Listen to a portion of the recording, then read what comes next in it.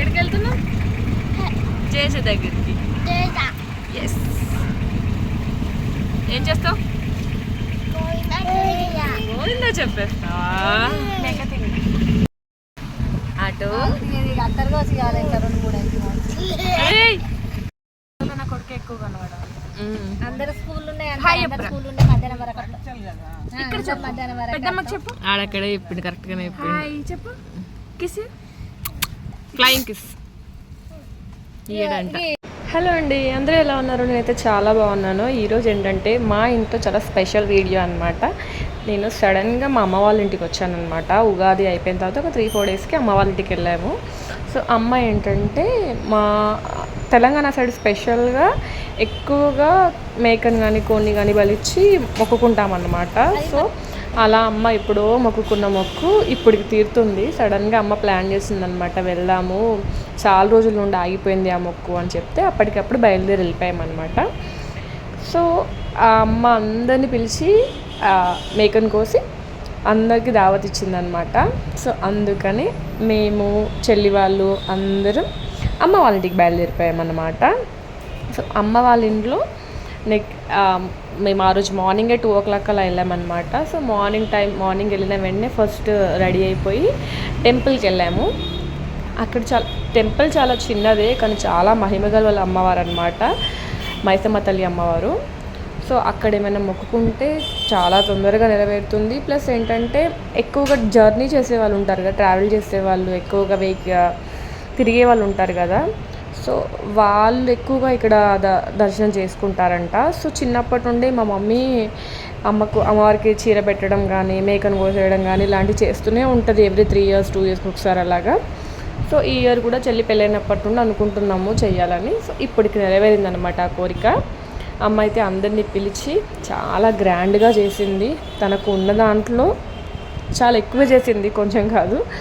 So తను single parent అయినా కూడా చాలా కష్టపడుతుంది. సో అలాగే ఇక్కడ కూడా ఏంటంటే ఏది తక్కువ చేయదన్నమాట. ఏవైనా మొక్కులు ఉన్నా కూడా వెంటనే అది నెరవేర్చుకుంటుంది. సో అలా ఇక్కడ అమ్మ ఏంటంటే మా అందరినీ పిలిచి దావతిస్తుంది అన్నమాట.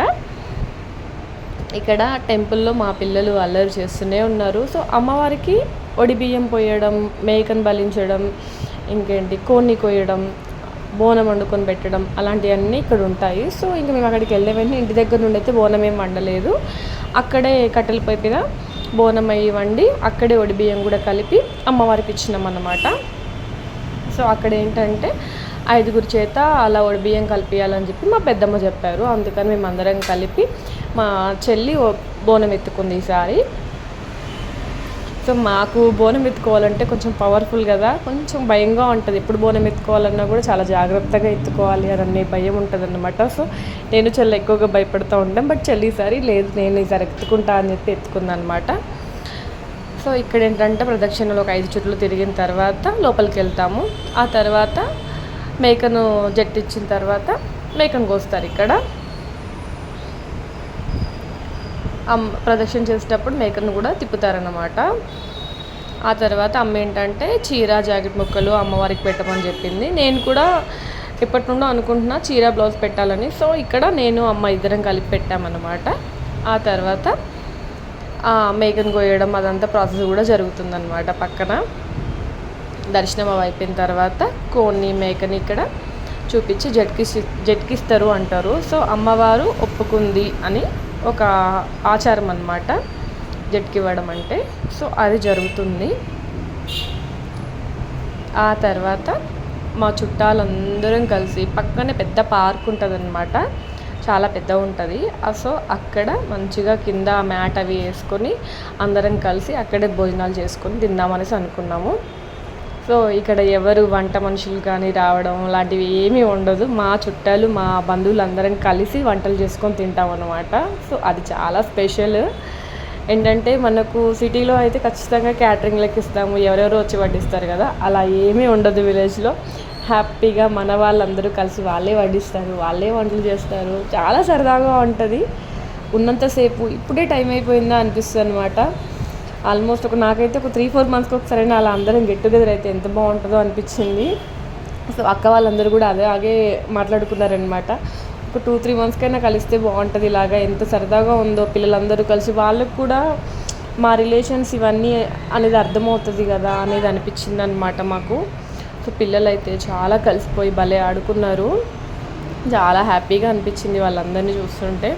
సో మళ్ళీ ఎన్ని రోజులకు కలుస్తామో, ఎప్పుడు ఇలా అందరం కలిసి భోజనాలు చేయడం, ఆడుకోవడం ఇలా ఎప్పుడు ఉంటుందో. వాళ్ళు 2-3 ఇయర్స్కి పెద్దగా అయిపోతున్నారు కదా, మళ్ళీ కొత్తగా చూసుకోవడం అవుతుంది. ఏదో ఫంక్షన్ ఉంటేనో పెళ్ళి ఉంటేనో తప్ప కలవడానికి కుదరట్లేదు అందరికీ. సో ఇక్కడ మా అమ్మ అందరినీ గెట్ టుగెదర్ లాగా ప్లాన్ చేసి కూర్చోబెట్టడం అనేది చాలా హ్యాపీగా అనిపించింది. తెలంగాణలో ఖచ్చితంగా ఏమంటారు, దావత్ అంటే మటన్, కళ్ళు కంపల్సరీ అన్నమాట. సో ఇక్కడ ఒక పక్కన అంతా పిల్లలకి, లేడీస్ అందరికీ ఫుడ్ అవి మేము పెడుతున్నాం. ఒక పక్కన అంతా ఏంటంటే తాగడం, కళ్ళు తాగడం లాంటివన్నీ కూడా జరుగుతూనే ఉన్నాయి కామన్గా. సో ఇక్కడ మా నానమ్మలు, అమ్మమ్మలు, పెద్దమ్మలు, అక్కలు, పిల్లలు ఎంతమందో చూస్తూ ఉంటే, అమ్మ ఇన్ని రోజులు అవుతుందో వీళ్ళందరినీ చూసి ఇంత కలిసి తిని అనేసి అనిపించింది అనమాట. చాలా హ్యాపీగా అనిపించింది. అసలు డే ఎలా ఎండ్ అయిందో కూడా అర్థం కాలేదు.